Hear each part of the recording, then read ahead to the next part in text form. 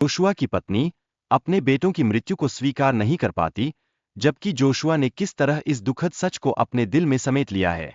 यह उनके बीच के गहरे दुख और संघर्ष को स्पष्ट रूप से दर्शाता है, जैसे कि दो राहें एक दूसरे से मिलती है, लेकिन एक दिशा में चलना नामुमकिन होता है।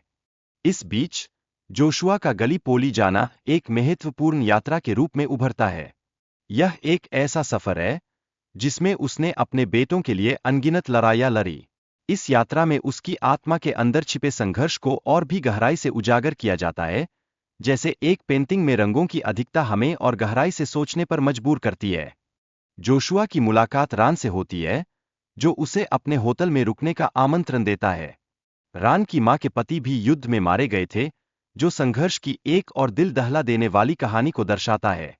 इस मुलाकात में दोनों के बीच साझा दर्द एक साथ आता है, जैसे दो अजनबी एक ही बवंडर से गुजरे हों। जोशुआ की पत्नी और बच्चों की यादें उसके दिल में एक गहरा दुख पैदा करती है। उनकी स्थितियों से शहर के लोग भी बहुत प्रभावित होते हैं, जैसे एक पेड़ की छाया में बैठा हर व्यक्ति उसके गहरे जड़ों को महसूस करता है। यह दुख केवल जोशुआ का नहीं, बल्कि संपूर्ण समाज का है। लेकिन जब ब्रिटिश ऑफिसर उसका मना करता है, तो यह जोशुआ के लिए एक बड़ा झटका बन जाता है। इस घटना से उसकी मन में ब्रिटिशर्स के प्रति नफरत की भावना और भी गहराई में समाने लगती है, जैसे एक ज्वालामुखी अपने अंदर के लावे को छिपाने में असफल हो जाता है। जोशुआ को अब गलीपोली जाने के लिए एक फिशरमैन की तलाश करनी होती है। यह उसकी यात्रा की शुरुआत है, जिसमें वह अपने बेटों को खोजने की कोशिश करेगा। जैसे एक नाविक समुद्र में अपने खोए हुए खजाने की तलाश में निकलता है, जोशुआ भी अपने सपनों को फिर से जीने की उम्मीद में निकल पड़ता है। जोशुआ के बेटों की शहादत के बाद उसका मानसिक संघर्ष भी स्पष्ट रूप से उभर कर आता है।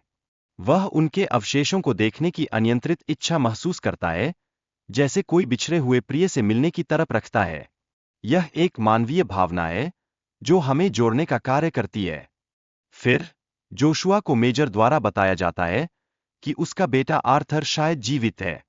इस सूचना से उसकी उम्मीदें फिर से जागृत होती है, जैसे बादलों के बीच से एक किरण धूप की निकलती है। यह उम्मीद, जो उसे फिर से जीने का बल देती है, उसके संघर्ष को एक नई दिशा में मोड़ने का कार्य करती है।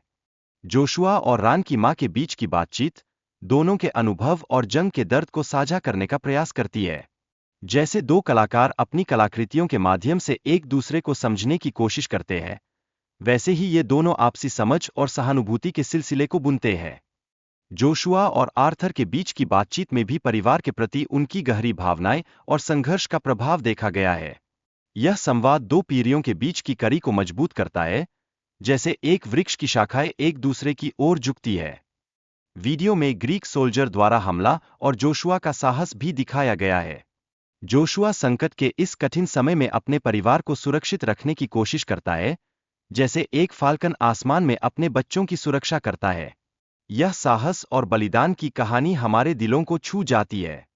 अंत में जोशुआ और रान की मां के बीच का संबंध भी स्थापित होता है, जो एक नई शुरुआत की ओर इशारा करता है। यह एक उम्मीद भरी कहानी है, जहां एक नया अध्याय शुरू होने को है, जैसे एक सूर्य की पहली किरण एक नई सुबह का संदेश लेकर आती है।